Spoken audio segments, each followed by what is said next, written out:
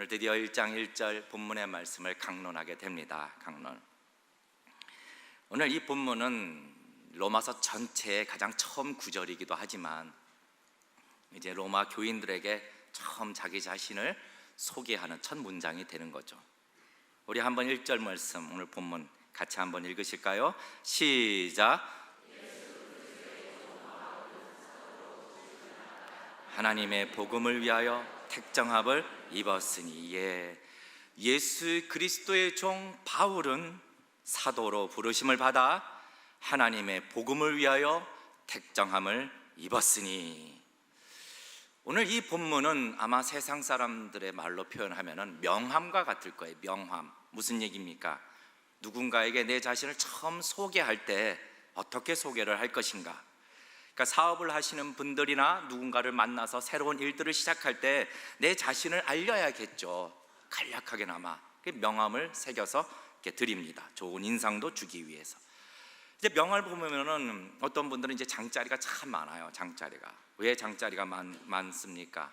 내가 이만큼 인정을 받고 있고 유능하고 권세도 있고 능력도 있다, 이것을 나타내기를 원하는 거죠. 내가 이와 같은 사람이라고. 의장, 이사장, 회장, 사장, 교육장, 원장 쭉쭉쭉 하다가 맨 끝에 주인장 막 이렇게까지.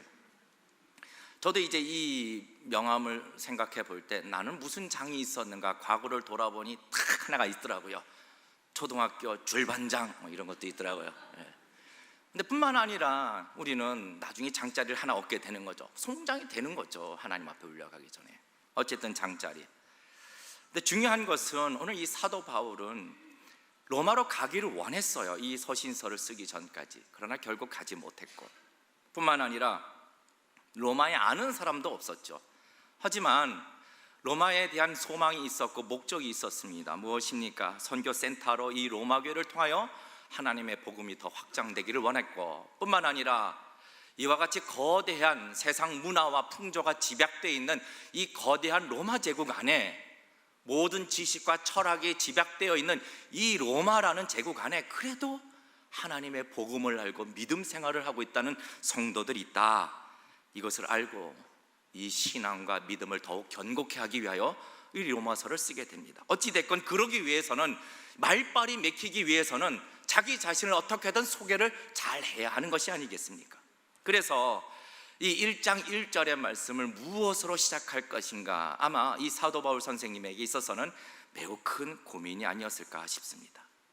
그런데 참 놀랍게도 눈에 띄는 것은 가장 제일 먼저 자신을 예수 그리스도와 연결시키고 있다는 거예요. 연결시키고 있다. 바울에게 있어서, 이 바울의 회심에게 있어서는 예수님의 이 부활 사건과는 서로 분리할 수 없는 놀라운 사건이 있게 되는 거죠. 과거 19세기 영국 변호사였던 리틀턴, 이름이 뭐라고요? 리틀턴. 이 이름이 좀 어렵습니다. 리틀턴. 그리고 또 한 변호사, 길버트 웨스트라는 사람이 있었습니다. 길버트 웨스트. 이 두 사람이 있었는데 불신자였죠. 리틀턴, 길버트 웨스트. 근데 이 두 사람이 어느 날 마음이 딱 맞아가지고 결심을 합니다. 의기를 투합하는데 어떤 거냐? 기독교를 반박하자, 논박하자, 그런 의기를 투합합니다. 그래서 이 웨스트라는 사람은 예수님의 부활, 이거 사실성이 떨어진다, 개연성이 없다. 그래서 내가 이것을 개연성이 없다라고 내가 이렇게 논박하겠다. 그러자 리틀턴이라는 사람은, 그래, 그러면 나는 바울이 죽은 예수님을 다메섹 도상에서 만났다라고, 회심이 있다라고, 이것도 사실과 많이 떨어지는 개연성이 없는 얘기다. 그러니 내가 이것도 개연성이 없다라고 내가 한번 글을 쓰겠다. 이제 이렇게 해서 의기가 딱 투합이 되는 거죠. 리틀턴, 그 다음에 웨스트라는 사람. 그래서 이 두 사람은 이것을 증명하기 위하여 이렇게 자기의 글을 쓰기 위하여 이제 조사를 하기 시작합니다. 성경도 물론 알아야겠죠. 성경도 공부하고 여러 가지 증거 자료들을 수집해서 공부하기 시작합니다. 연구도 하고 조사하러 다니고. 그런데 얼마간 후에 이 웨스트라는 사람, 예수님의 부활이 사실이 아니다, 이것을 말하려고 했던 이 웨스트라는 사람이 그 리틀턴에게 어떻게 죽은 예수님을 바울이 만날 수 있겠느냐, 이것을 증명하려고 했던 리틀턴에게 나 좀 뭔가 좀 이상해, 좀 한번 얘기를 나누자. 그래서 서로 만납니다. 대화를 하는데 이 웨스트라는 사람이 예수님의 부활에 대해서 생각 외로 그 자료가 잘 정리가 돼 있네. 그리고 뿐만 아니라 이상하게도 이 자료들 안에는 뭔가 특별한 것이 있는 것처럼 느껴진다라고 이렇게 얘기를 하는 거예요. 그러자 이 얘기를 듣던 리틀턴이라는 사람도 그래, 야, 마침 얘기 잘해줬다. 사실 나도 마음속에 이 바울이 다메섹 도상에서 예수님을 만나 회심했다, 이 사건이 이상하게 느낌상, 아니 조사를 했는데 사실에 매우 근접하다라는 것을 보게 되었고, 이 사건도 그냥 하나의 사건이 아니라 이것을 넘어선 어떤 특별한 진리가 있는 것처럼 내게 느낌이 온다라고 하는 거죠. 그래서 좋다, 이제 다시 헤어져서 각자 마지막까지 연구를 마치고 책을 쓰고 다시 만나자. 그래서 다시 만나게 됩니다. 리틀턴, 죄송합니다, 이 이름이 많이 어려워서 제가 버벅거리는데 물 한 잔 먹겠습니다.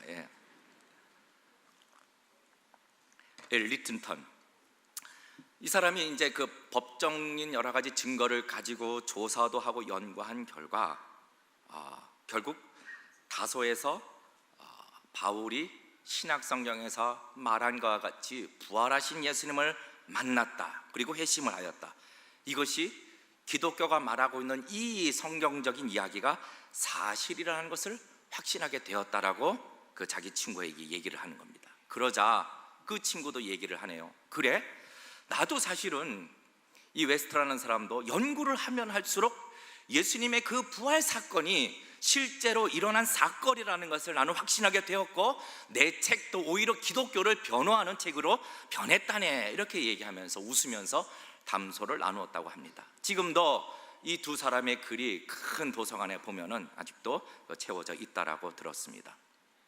물론 어떤 누군가가 성경의 한 부분에 대해서 사실로 증명할 수 있기 때문에 성경이 사실이 된다? 이것은 절대로 아닙니다.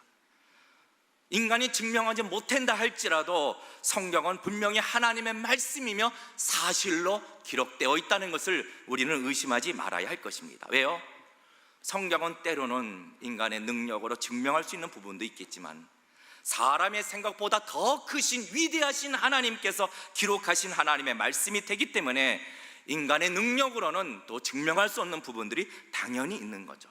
그러니 성경은 사람이 인정을 한다고 그래서 하나님의 말씀이 되고, 인정치 않는다고 해서 하나님의 말씀이 되지 않는 것이 아니라 그냥 하나님의 말씀이라는 사실을 우리는 기억하며 믿으시기를 주님의 이름으로 축원합니다. 우리는 하나님의 말씀이라는 것을 우리는 알아야 돼요. 그런데 오늘 제가 이 본문과 관련해서 이 이야기를 왜 들었느냐, 이 바울에게 있어서 부활하신 예수님과의 다메섹 도상에서 만난 이 회심 사건은 절대로 바울의 인생과 분리될 수 없다라는 거죠. 이것은 무슨 길버트나 리틀턴 같은 사람이 말해서가 아니라 성경이 이 이야기를 우리에게 해주고 있다는 겁니다. 만약 정말로 바울이 다메섹 도상에서 예수님을 만나지 못했다라면 그의 모든 글들은 다 거짓말이요, 그가 위대한 선교사나 기독교의 진리를 체계화시켰던 위대한 스승이 아니라 그는 단지 사기꾼이라는 거죠. 하지만 바울과 이 부활하신 예수님과의 이 만남의 사건이야말로 전 세계를 생명과 이 진리로 뒤흔들게 되는 이 로마서의 시작이 되었다라는 겁니다. 그런 가운데 이제 이 바울 선생님은 자기를 소개를 합니다. 어떻게 소개를 하느냐? 맨 처음 예수 그리스도의 종이라고 소개하죠. 누구의 종이라고요? 예수 그리스도의 종. 사실 바울의 이 배경을 보면요, 어마어마해요. 세상적으로 따진다면 먼저 길리기아 다소 사람입니다. 사도행전 21장 39절 말씀인데 우리 같이 읽으실까요? 시작.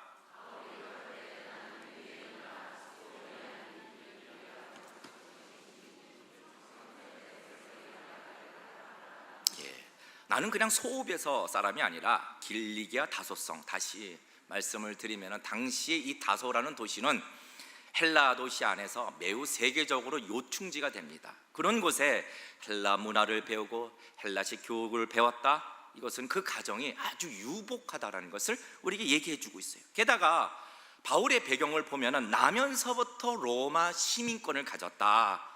당시 이 로마 시민권의 파워, 권세는요 대단했습니다. 오늘날 미국 시민권하고도 비교될 수 없었던 만큼 큰 파워가 있었던 그런 권세자였습니다.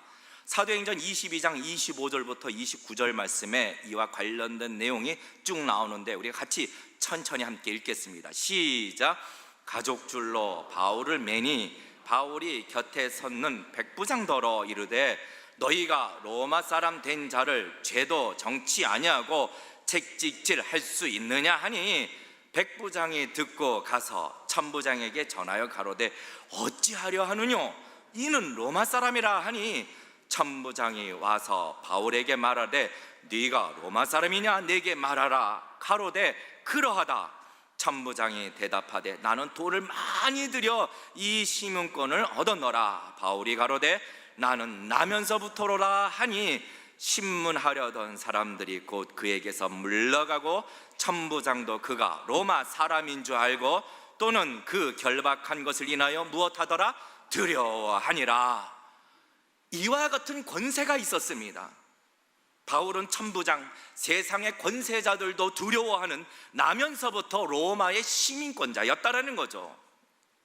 또 어떤 배경이 있을까요? 유대 사회 안에서 예루살렘에서 아주 저명한 랍비 가멜리아의 문화생이었고 당시에 그 유대교의 전통과 율법에 대해서 해박하였을 뿐만 아니라 이 전통과 율법과 전승을 구별하여 해석을 담당하는 열정적인 바리새파였다는 거예요. 다시 말해서 이 바울의 배경은 당시에 이제 날개만 확 피면은 완전히 성공할 수 있는 어마어마한 배경을 가지고 있는, 장짜리로 말한다면 줄줄줄줄줄줄 써 뒷면까지 써도 부족한 그러한 배경을 가지고 있었던 사도 바울인데 오늘 자신을 소개할 때 가장 먼저 어떻게 소개를 하고 있는가? 예수 그리스도의 종 바울, 파울로스 둘로스 예수 그리스도. 도대체 이게 무슨 뜻입니까? 첫째로 오늘 이 고백은 우리에게 무엇을 얘기하려고 하느냐? 아니, 바울이 그때 당시 로마 사람들에게 무엇을 얘기하려고 했느냐? 예수님이 살아계시다라는 것을 증거하고 있다는 거예요. 왜 그런가? 들어보십시오.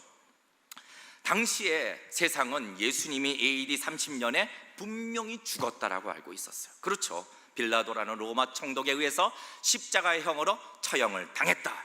그렇죠.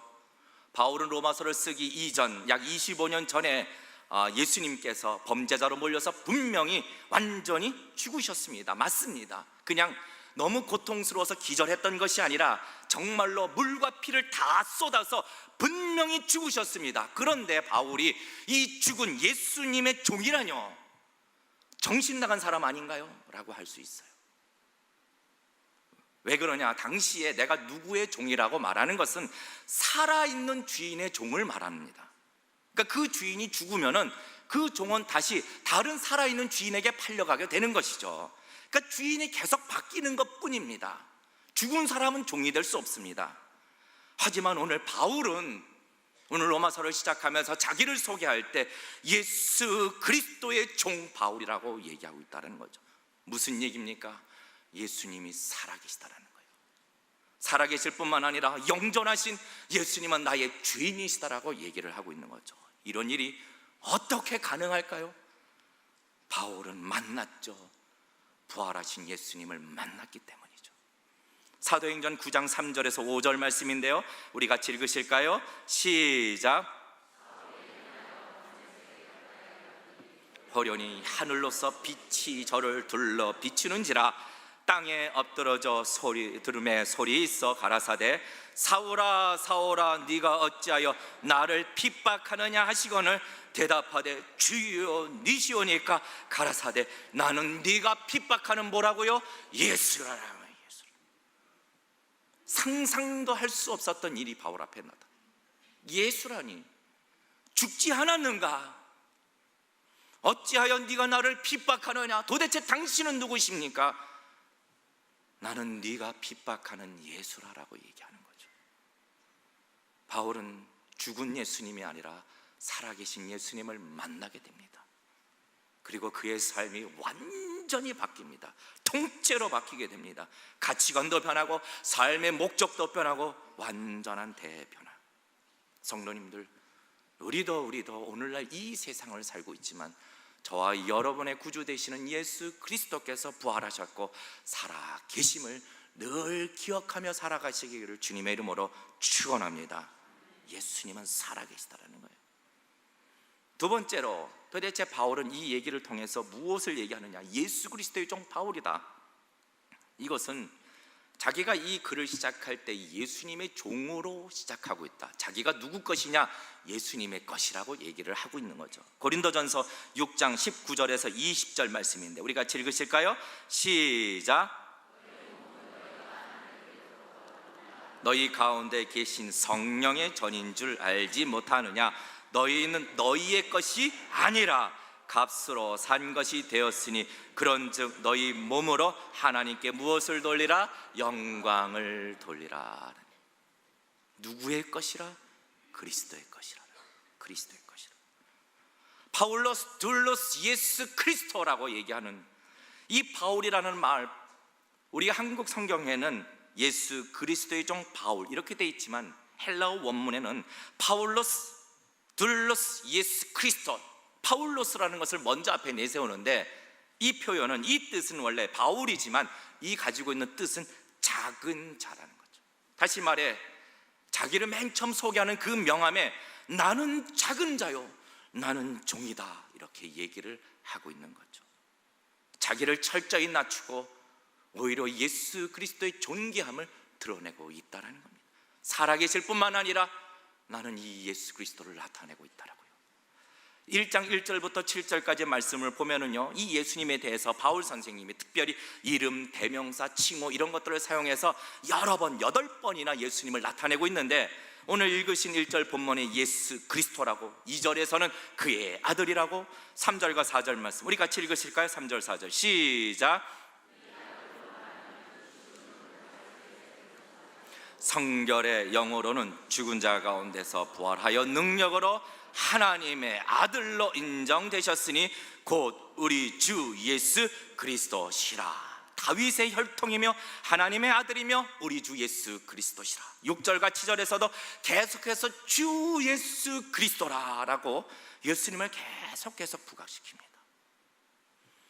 바울은 자신을 소개할 때 얼마든지 세상의 것으로 장자리를 수도 없이 넣을 수 있었습니다. 하지만 이 모든 것이 내가 예수님을 알고 보니 부질없는 것이라는 것을 알게 되었다는 것이죠. 빌립보서 3장 8절 말씀 우리 같이 읽으실까요? 같이 읽겠습니다. 시작.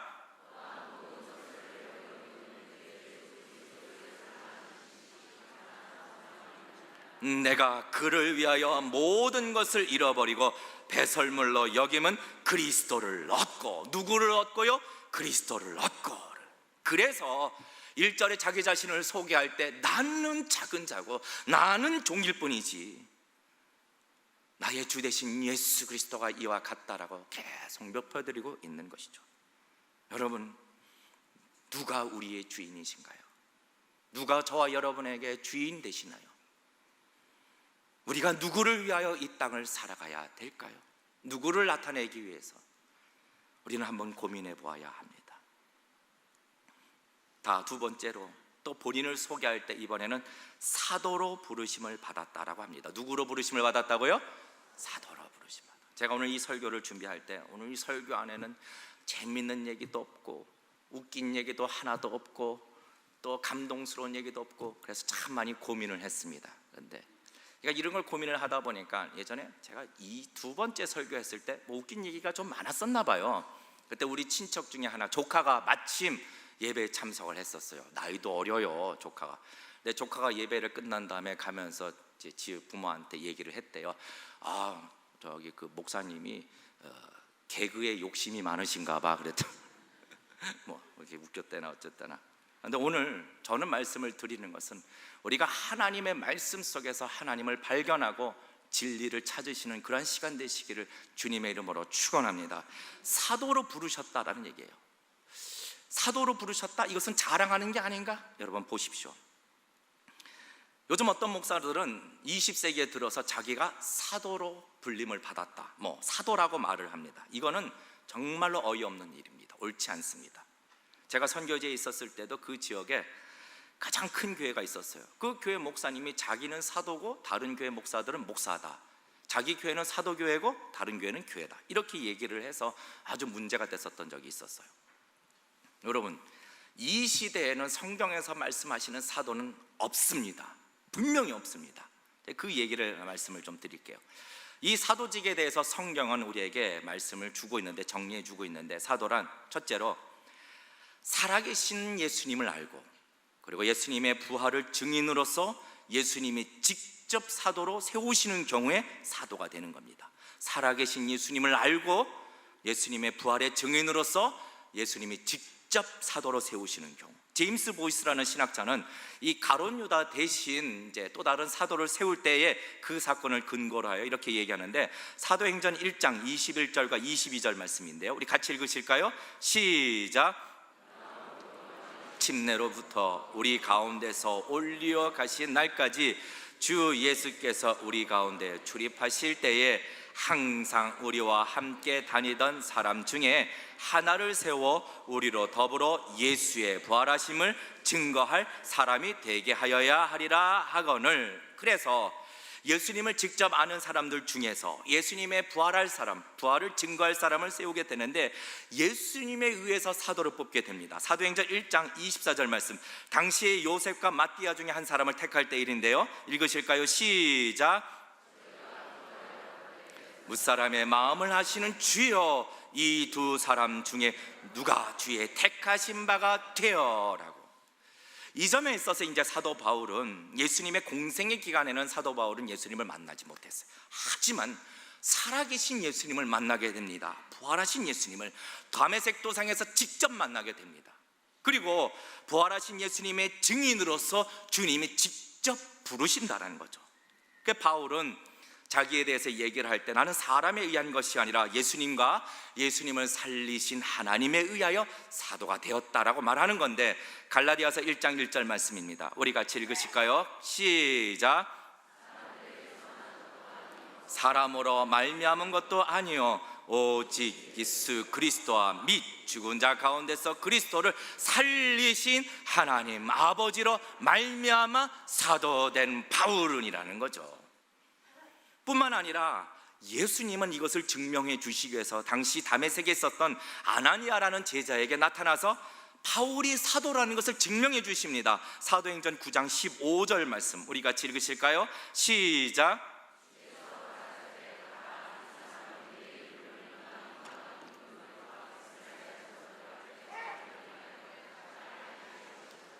주께서 가라사대 직접 아나니아에게 이것을 증명해 준다라는 거죠. 예수님에 의해서 선출이 되고 예수님이 증명해 주시는 자, 이것이 사도직의 조건인 것입니다. 그러면은 도대체 바울은 이것을 자랑하기 위해서 내가 사도로 부르심 받았다 이렇게 얘기하는 것이 아니냐? 아니에요. 사도라는 직분은 모든 사람이 하나님의 말씀으로 받아야 하는 규범적 계시, 이 성경을 쓰도록 하나님으로부터 선택된 사람입니다. 무슨 말입니까? 지금 로마서를 쓰고 있는 바울의 입장에서는 이 로마서의 이야기가 자기의 변증이나 자기의 천재성을 나타내고 있는 아주 논리적인 글, 그럴듯한 글이 아니라, 이것이 내 주장이 아니라 예수님의 명령을 따라 예수님의 증인으로서 예수님의 가르침을 전달하는 하나님의 말씀으로 받으라라고 하는 것입니다. 여러분, 이 로마서는요, 기독교 역사상 기독교에도 뛰어나고 유대교에도 뛰어난 매우 논리성을 가진 천재성의 글이 아니라, 성도님들, 예수님의 심부름꾼으로 예수님의 말씀을 전달하는 하나님의 말씀이라는 것을 우리에게 증거해 주고 있다는 거죠. 로마서가 그래서 위대한 것입니다. 이것을 위하여 자신을 사도로 부름을 받았다라고 얘기를 하는 것이죠. 그래서 저도 이 로마서를 보고 설교를 연구할 때마다 참 놀랐습니다. 탁월합니다. 그러나 거기서 그치는 것이 아니라 하나님의 말씀으로서 저를 흔드는 능력이 된다는 것을 저도 경험하게 되는 것이죠. 또 바울은 이렇게 자기를 소개합니다. 세 번째로 어떻게 소개합니까? 하나님의 복음을 위해서 택정함을 입었다. 이렇게. 자, 바울은요, 예수님을 만나기 이전에도 구별된 사람이었는데 무엇으로 구별되었는가? 당시에 이 바리새파라는 것은 율법과 전승을 지키고 이것을 보급하고 이것을 고집하도록 연구하도록 만들어진 그런 파입니다. 바리새파. 누구보다도 열심히 율법과 바리새인들의 이 전승을 지키는 일에 목숨을 걸 정도로 겁나게 열정적이었던 사람입니다. 그래서 당시에 율법과 이 유대교를 위협한다고 하는 교회를 핍박하는 데 있어서도 1등입니다. 1등. 2등도 아니라 1등이에요. 사도행전 8장 3절 말씀 우리 같이 읽으실까요? 시작.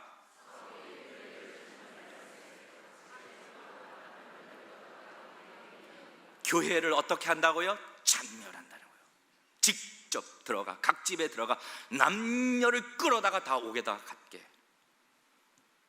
이것이 그의 삶의 목적이었습니다. 자랑이었습니다. 그런데 이 바울이 부활하신 예수 그리스도를 만나고 어떻게 바뀝니까? 완전히 바뀌게 된다. 이전의 모습, 내가 율법과 전승을 통하여 내 자신의 의의를 자랑했던 바울이 아니고, 기독교인들에게 너무나도 잔인하게 핍박했던 율법과 전승의 철저한 지킴이가 아니고, 이제 그의 삶은 완전히 바뀌게 되는데, 인생의 목적과 열심의 목적도 바뀌게 됩니다. 이제는 내가 하나님의 복음을, 자기가 그렇게 핍박했던 그 복음을 위하여 내가 구별되었다라고 얘기를 하고 있다는 거죠. 복음을 핍박하던 자가 이제는 이 복음으로 인하여 순교까지 하게 됩니다. 이것이 복음의 능력인 것입니다. 그렇다면 도대체 이 1장 1절 자기를 소개하고 있는 이 바울의 고백이 우리랑 무슨 관계가 있을까요? 첫째, 바울뿐만 아니라 우리도 그리스도의 것이라는 것이죠. 우리도 부활하신 예수님의, 영존하신 예수님의 종이라는 사실을 우리는 기억하여야 할 것입니다. 바울만 그리스도의 것이 아니죠. 우리도 예수님의 것이고, 바울만 예수님의 종이 아니라 우리도 살아계신 예수님의 종이라는 것이죠. 로마서 1장 6절 말씀입니다. 우리 같이 읽으실까요? 시작. 예수 그리스도의 것으로 부르심을 입은 자녀라. 우리가 누구의 것입니까? 예수 그리스도의 것. 너는 내 것이라, 너는 내 것이라 우리의 주님께서 우리에게 말씀하고 있다라는 거죠.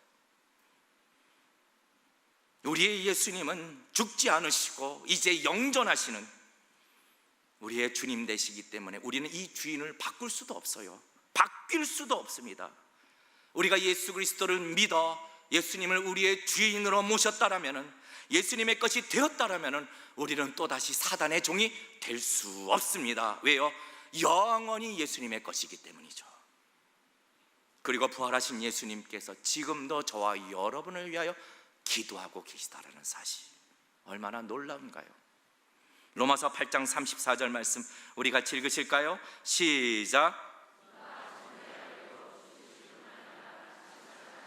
예수 그리스도시니 그는 하나님 우편에 계신 자요 우리를 위하여 간구하시는 자신이라. 예수님은 죽으셔서 부활하셨을 뿐만 아니라 우리의 주인으로서 이제는 우리를 위하여 친히 간구하시는 우리의 주님이시라는 것. 그렇기 때문에 절대로 우리는 또다시 다른 이의 종이 될 수 없다라는 거죠, 여러분. 게다가 우리를 자녀로 삼으신 하나님의 사랑에서 끊을 사람이 있겠습니까? 로마서 8장 38절과 39절 말씀 우리 같이 읽겠습니다. 시작.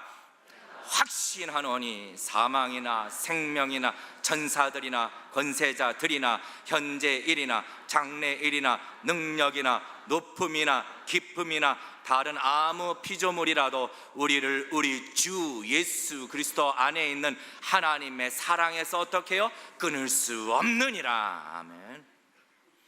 우리는 마지막 천국에 이를 때까지 누구의 것이라고요? 예수님의 것입니다.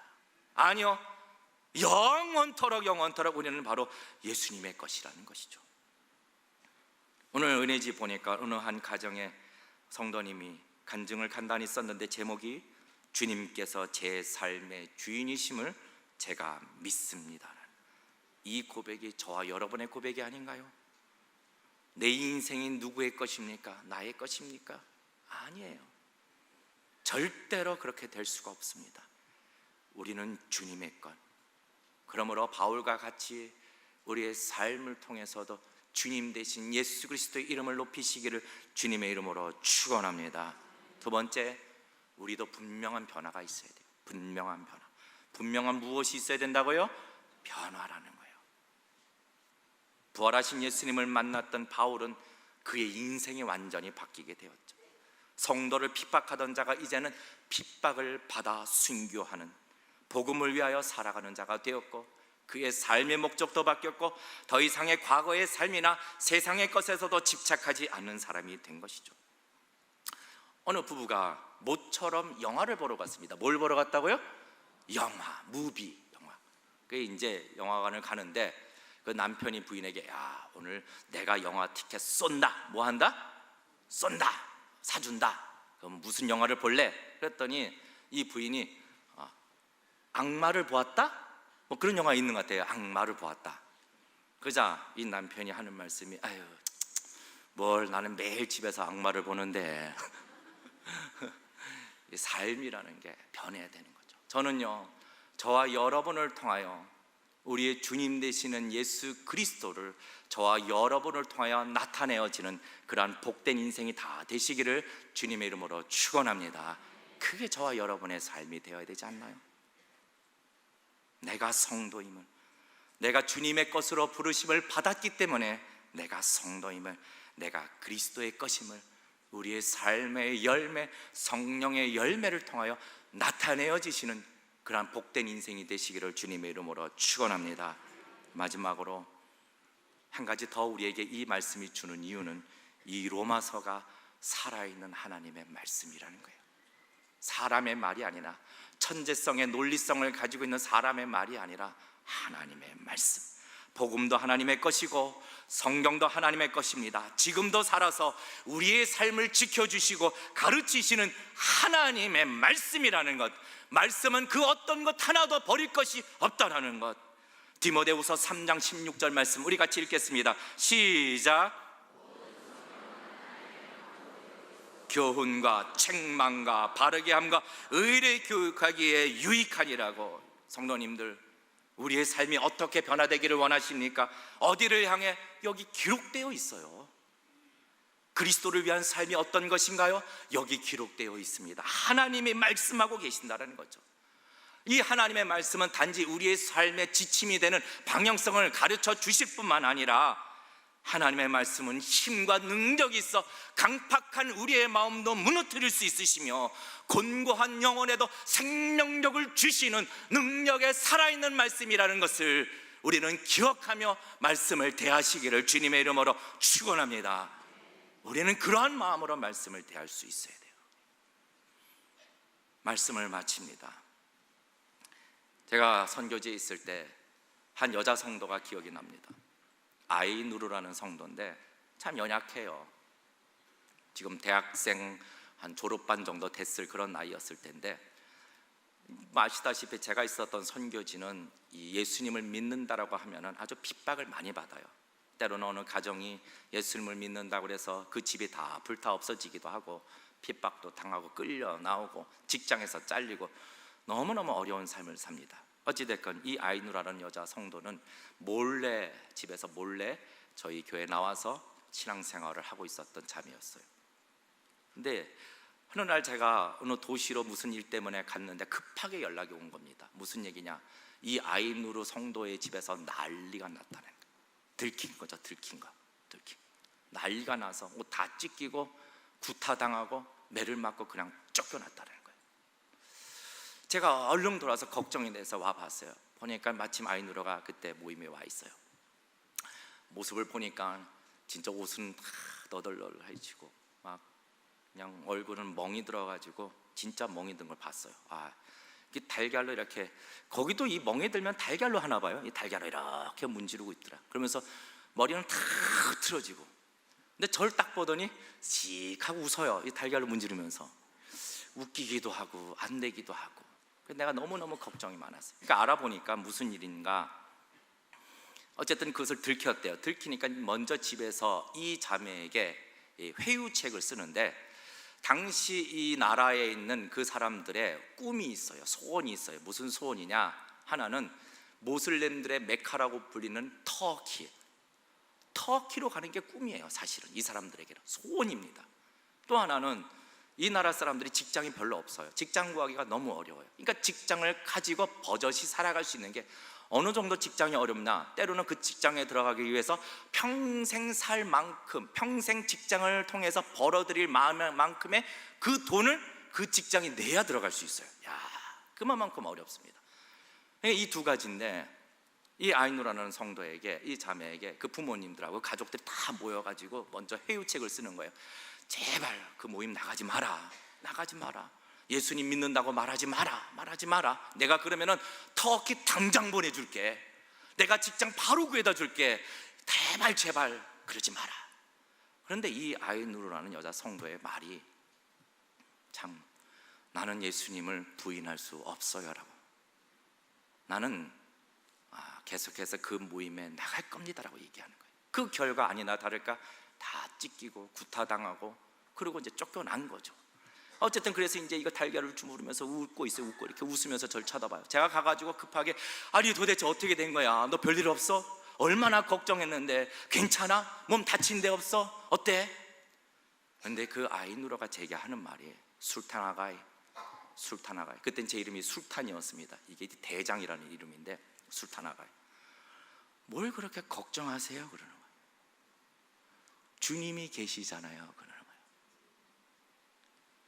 그 멍든 얼굴로, 찢겨진 옷과 헝클어진 머리로 저한테 이렇게 웃으면서, 아니 뭘 그렇게 걱정하세요? 주님이 계시잖아요. 그때 제 마음에 참 부끄러움과 한편은 감동이 있었습니다. 성도님들, 우리는 누구의 것입니까? 우리의 인생은 우리를 위하여 십자가에서 죽으신, 그리고 부활하시고 지금도 살아서 저와 여러분을 위하여 기도하고 계시는 예수 그리스도의 것임을 기억하며 살아가시기를 주님의 이름으로 축원합니다. 우리의 삶이 주님의 이름을 높일 때 주님은 가만히 계실까요? 아니죠. 주님도 천사들과 하나님 앞에 우리의 이름을 자랑하고 우리의 이름을 높여 주실 것입니다. 우리의 삶이 이와 같아야 되는 것입니다.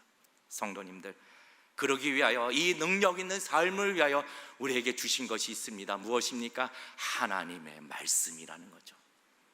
여러분, 이 생명의 말씀을 붙들고 말씀이 주시는 힘과 그 능력을 기억하시고 경험하여 그리스도의 종으로서 나는 그리스도인의 삶이라고 여러분 기꺼이 나타내며 승리하는 한 주간이 되시기를 주님의 이름으로 축원합니다. 우리의 삶을 통하여 누가 영광 받으시나요?